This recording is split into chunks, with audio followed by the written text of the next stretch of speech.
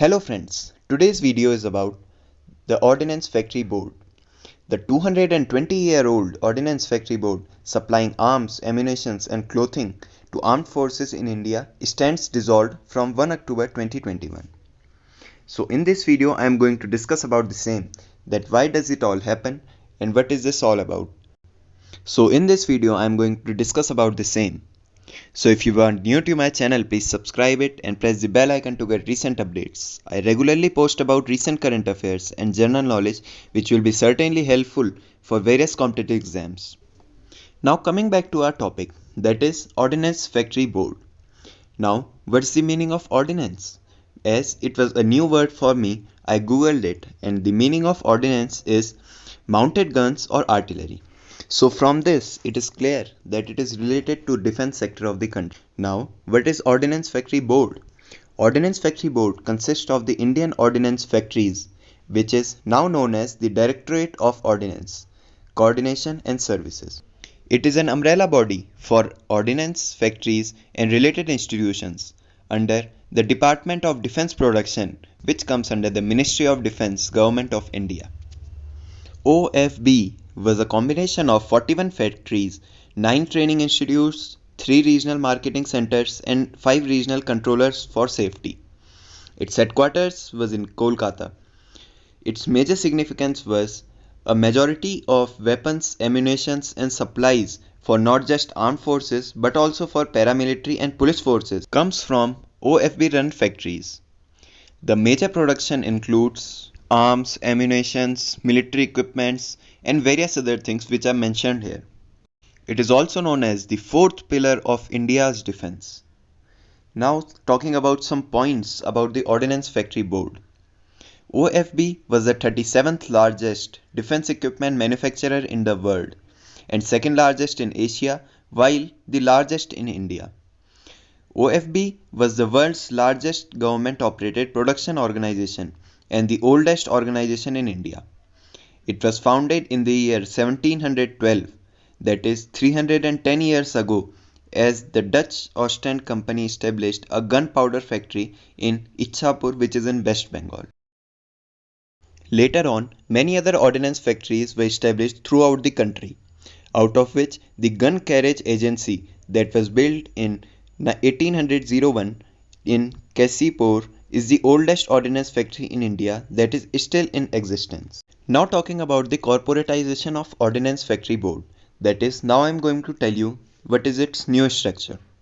41 factories across the country will be dissolved into 7 new Defense Public Sector Undertakings, DPSU. The newly created entities will be 100% owned by the government. These entities will be responsible for different verticals of the production, such as ammunition and explosive groups will be engaged in production of ammunition, while a vehicle group will engage in production of defense mobility and combat vehicles. All OFB employees in the production units will be transferred to the new corporate entities on a demand deputation, initially for a period of 2 years, without altering their service conditions as central government employees.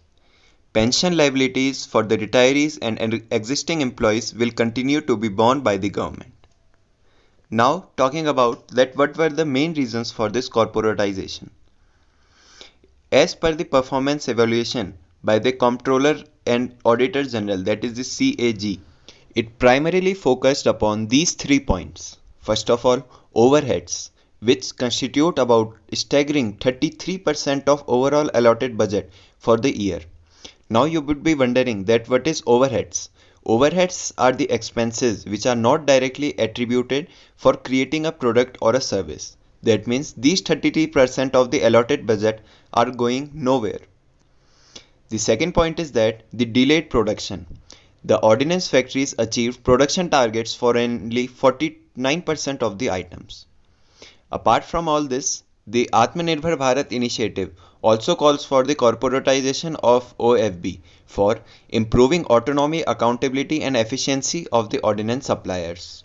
Now let's see the importance of the new structure.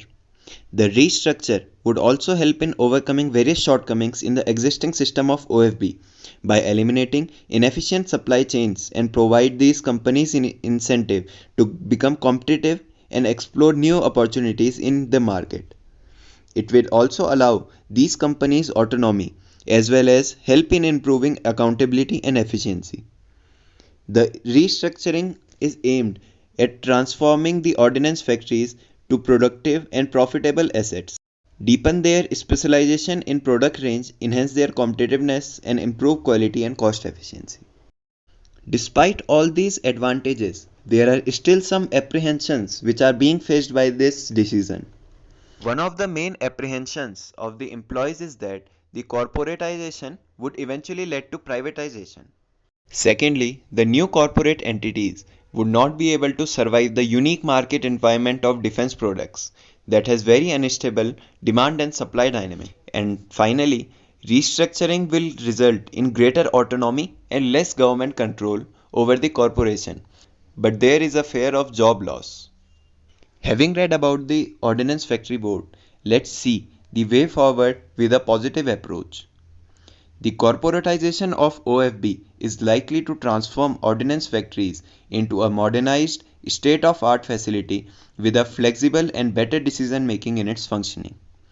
There is a need to have a reflective roadmap for the plan. This can help to ease the apprehensions regarding the corporatization. So that was all about the OFB. So if you like my video, please comment and share it with your friends.